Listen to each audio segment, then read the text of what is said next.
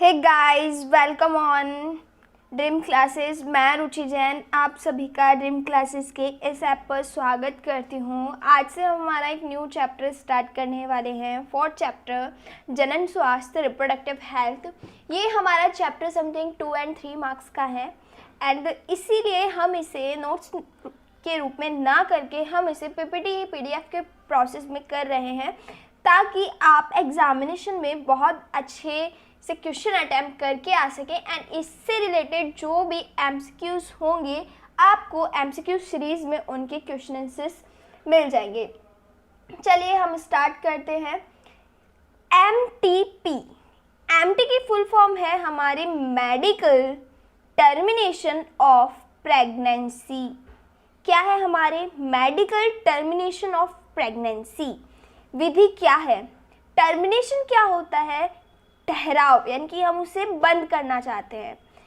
देखिए इसका आंसर क्या है, हमारे एमटीपी विधि को सुधारक विधि भी कहते हैं। यानी कि जो हमारे मेडिकल टर्मिनेशन ऑफ प्रेगनेंसी की जो प्रोसेस है उसको हम सुधारक विधि भी बोलते हैं। इन्हें तब इस्तेमाल किया जाता है जब गर्भ ठहर गया हो। कब इस्तेमाल किया जाता है इन्हें? जब आप प्रेग्नेंट हो गए हों। गर्भपात तथा चूषण ऐसी दो सुधारक विधियां हैं जिसके द्वारा गर्भ को यांत्रिक विधि द्वारा अथवा हार्मोनों के उपयोग से समाप्त किया जा सकता है। यानी कि अगर प्रेगनेंसी है तो आप या तो गर्भपात करवा सकते हैं या चूषण, दो विधियां हैं जिसके द्वारा आप एमटीपी की प्रोसेस कर सकते हैं। हमारा नेक्स्ट क्वेश्चन है, सेकंड क्वेश्चन क्या बोल रहा है हमें? बंध्यता पर संक्षिप्त टिप्पणी कीजिए। यानी कि हमारी बंध्यता क्या होती है? स्टेरिलिटी क्या होती है? हमारी स्टेरिलिटी क्या होती है? किसी व्यक्ति की वह अवस्था जो इसे प्राकृतिक रूप से जनन करने से रोकता हो। यानी कि कोई भी व्यक्ति है XYZ, तो उसको नेचुरल रूप से रिप्रोडक्शन नहीं हो पा रहा है, तो वह एक प्रोसेस कौन सी हमारी बंध्यता है। नेक्स्ट क्वेश्चन है हमारे पास, किसी 4 यौन संचारित रोगों के नाम लिखिए।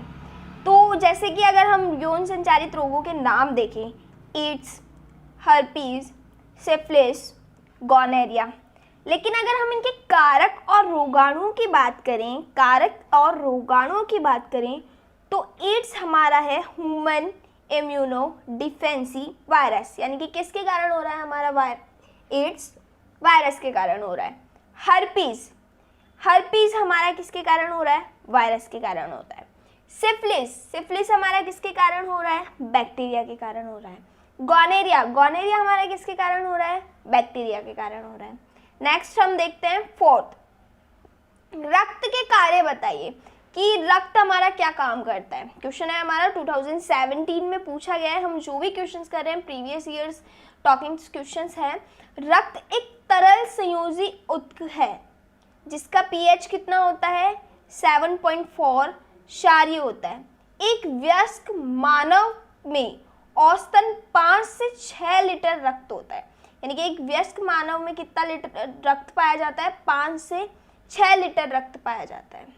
अगर हम बात करें रक्त के कार्य की, यानी कि रक्त के काम क्या होते हैं? शरीर का तापमान बनाए रखता है। रक्त में पाए जाने वाला आरबीसी रक्त में O2 तथा CO2 का स्थानांतरण करने का कार्य करता है। किसका स्थानांतरण करने का काम करता है? O2 या CO2 का स्थानांतरण करने का कार्य करता है। रक्त में पाए जाने वाला आरबीसी WBC शरीर को संक्रमण से बचाता है। यानी कि क्या करता है? हमारे रोग प्रतिरोधक क्षमता प्रदान करता है ताकि हमारे शरीर में किसी भी तरह की कोई बीमारी उत्पन्न ना हो। अगर जैसे कि हम बोलते हैं ना कि पहले हमारा शरीर लड़ेगा किसी बीमारी से, तो किसके कारण लड़ता है हमारा शरीर किसी बीमारी से? WBC के कारण। जनसंख्या विस्फोट से कारण है। जनसंख्या विस्फोट के मुख्य कारण इस प्रकार है। पहला, मृत्यु दर में तीव्र गिरावट तथा मातृ मृत्यु दर एवं शिशु मृत्यु दर में कमी। यानी कि मृत्यु दर तो बहुत ज़्यादा हो रही हो या फिर बहुत ही कम हो रही हो, और जो हमारे मातृ मृत्यु दर है और शिशु मृत्यु दर है उसमें क्या हो, तीव्र कमी आ जाए। जनन से लोगों की संख्या में वृद्धि का होना, यानी कि जनन से लोगों की संख्या में वृद्धि ही होती है। महिलाओं का अशिक्षित होना, अच्छी स्वास्थ्य सेवा नहीं होना, परिवार नियोजन के अच्छे तरीकों को न अपनाना। नेक्स्ट क्वेश्चन है हमारा, जनसंख्या विस्फोट से क्या अभिप्राय है। जनसंख्या विस्फोट से क्या अभिप्राय है हमारा, मनुष्य द्वारा विभिन्न कारकों से अधिक संतानें पैदा की जाती है, जिसके कारण जनसंख्या की बहुत वृद्धि हो गई है, जिससे ऐसी स्थिति पैदा हो गई है जिसे हम जनसंख्या विस्फोट कहते हैं।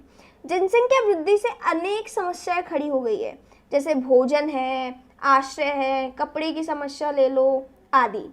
नेक्स्ट क्वेश्चन है हमारा, सगर्भता या चिकित्सीय समापन से आपका क्या आशय। सगर्भता क्या है, यह गर्भकाल के पूर्ण होने के पूर्व, यानी कि गर्भकाल जो हमारा पीरियड्स है उसके पूर्ण होने से पूर्व कुशल चिकित्सक द्वारा शल्य क्रिया और औषधियों के प्रयोग से गर्भ समापन करना, ये हमारा क्या है, अवांछित गर्भ धारण को भी समाप्त करता है। नेक्स्ट हमारा क्वेश्चन है, किसी व्यक्ति को यौन संचरित रोगों के संपर्क में आने से बचने के लिए कौन कौन से उपाय अपनाने चाहिए। तो कौन कौन से उपाय अपनाने चाहिए उनके बारे में, कोई भी रोग या संक्रमण जो मैथुन द्वारा संचारित होता है उन्हें सामूहिक तौर पर यौन संचरित रोग या फिर रचित रोग कहा जाता है या जनन मार्ग संक्रमण कहा जाता है, जैसे कि सुजाक, सिफिलिस, हर्पिस, जनिक परिसृप, अपना कैलेमियम, ट्राइकोमोसमियम, लैंगिक मस्से, यकृत शोथ बी, और हाल ही में सर्वाधिक चर्चित और घातक HIV एड्स आदि सामान्यतः यौन संचरित रोग हैं। इससे बचने के निम्न उपाय हैं। अब उपाय क्या क्या हैं, किसी अनजान व्यक्ति या बहुत से व्यक्तियों के साथ यौन संबंध न रखें, मैथुन के समय सदैव कॉन्डोम का इस्तेमाल करें, यदि कोई आशंका है तो तुरंत ही प्रारंभिक जांच के लिए किसी डॉक्टर से मिले और रोग का पता चले तो उसका पूरा इलाज करवाएं। नेक्स्ट क्वेश्चन है हमारे, जीवाणु जनित किन्हीं 4 प्रतिजैविक के नाम लिखिए। जीवाणु जनित 4 प्रतिजैविक कौन कौन से हैं हमारे, पहला है सिफेलोस्पोरिन, दूसरा है पॉलीपोरिक पॉलीमिक्सिस, थर्ड है हमारा थायरॉक्सिन, फोर्थ है हमारा सप्टिलिन जीवाणु। ये चारों जीवाणु जन्म प्रतिजैविक में शामिल है। स्ट्रेप्टोकाइनेज एंजाइम के उत्पादन में स्ट्रेप्टोकोकस जीवाणु शामिल है। साइक्लोस्पोरिन ए का उत्पादन हमारे ट्राइकोडर्मा पोलोस्पोरन नामक कवक से होता है। स्टेटिन का उत्पादन मोनस्कस परफ्यूमस नामक यष्न या कवक से होता है। नेक्स्ट क्वेश्चन है हमारा, संतति नियंत्रण के विभिन्न उपायों का वर्णन कीजिए। संतति नियंत्रण के विभिन्न उपाय, फर्स्ट प्राकृतिक विधि, हमारी कौन सी प्राकृतिक विधि, इसके अंतर्गत मानसिक संयम या मासिक चक्र की एक निश्चित अवधि में संभोग वर्जित रखा जाता है। सेकंड है हमारा यांत्रिक विधि, यांत्रिक संसाधन द्वारा अप्रत्याशित गर्भधारण को रोका जा सकता है। इसके लिए सशक्त संसाधन उपलब्ध है। पुरुषों के लिए लैक्टस का बनना, कॉन्डोम या स्त्रियों के लिए विभिन्न प्रकार के डायफ्राम एंड स्पाइकल कैप मौजूद है। ये यांत्रिक विधियों के एग्जाम्पल्स थे हमारे। एंड हमारी रासायनिक विधि जैसे शुक्राणुनाशक क्रीम है, जेली पेस्ट है, टैबलेट को संभोग से पूर्व मादा की योनि में लगा दिया जाता है, जिससे शुक्राणु स्खलन क्या हो जाते हैं, नष्ट हो जाते हैं। फोर्थ है हमारी सर्जिकल विधि। सर्जिकल विधि, इसके द्वारा परिवार नियोजन का स्थायी प्रबंधन किया जाता है। नर में शल्य क्रिया द्वारा शुक्र वाहिनी को काटकर धागे से बांध दिया जाता है, जिससे पुरुष क्या हो जाते हैं, नसबंदी कहा जाता है, जिसे पुरुष की क्या कहते हैं, नसबंदी कहते हैं। बंध्याकरण क्या है, इसके तरीकों का उल्लेख कीजिए। भारत सहित पूरी दुनिया में बहुत से दंपति बंध्य हैं, अर्थात उन्मुक्त या असुरक्षित सहवास के बावजूद भी उनके बच्चे पैदा कर पाने में असमर्थ है। इसके अनेक कारण हो सकते हैं जो कि शारीरिक, जन्मजात, रोगजन्य, औषधिक, प्रतिरक्षात्मक, यहाँ तक कि मनोवैज्ञानिक भी हो सकते हैं। भारतवर्ष में प्राय दंपतियों में बच्चा न होने का दोष स्त्रियों को ही जाता है, जबकि ऐसा नहीं है। यह समस्या पुरुषों में भी होती है। विशिष्ट स्वास्थ्य सेवा इकाइयां वैज्ञानिक जांच में सहायक हो सकती है और इनमें से कुछ विकारों का उपचार करके दंपतियों को बच्चे पैदा करने में मदद दे सकते हैं। फिर भी जहां ऐसे दोषों को ठीक करना संभव नहीं है, वहां कुछ विशेष तकनीकों द्वारा उनको बच्चा पैदा करने में मदद की जा सकती है। ये तकनीक सहायक जन प्रौद्योगिकी कहलाती है। आजकल टेस्ट ट्यूब बेबी काफ़ी सफल तकनीक है। इसमें अंडों का निषेचन शरीर के बाहर परखनली में होता है। फिर 8 से 16 कोशिका अवस्था में युग्मनज का स्थानांतरण मादा के गर्भाशय में होता है, जहां गर्भ में शिशु का विकास होता रहता है। हमारा नेक्स्ट क्वेश्चन है, जनन स्वास्थ्य के उन पहलुओं को समझाएं जिस पर आज के परिदृश्य में विशेष ध्यान देने की जरूरत है। आज हमें अनियंत्रित जनसंख्या वृद्धि से होने वाली समस्याओं तथा सामाजिक उत्पीड़नों जैसे यौन दुरुपयोग, यौन संबंधित अपराध आदि के बारे में जागरूकता पैदा करने की आवश्यकता है, ताकि लोग इन्हें रोकने एवं जननात्मक रूप से जिम्मेदारी एवं सामाजिक रूप से स्वस्थ समाज तैयार करने पर विचार करें और आवश्यक कदम उठाएं। लोगों को जनन संबंधित समस्याएं, बंध्यता आदि के बारे में चिकित्सा सहायक एवं देखभाल उपलब्ध करवाना आवश्यक है।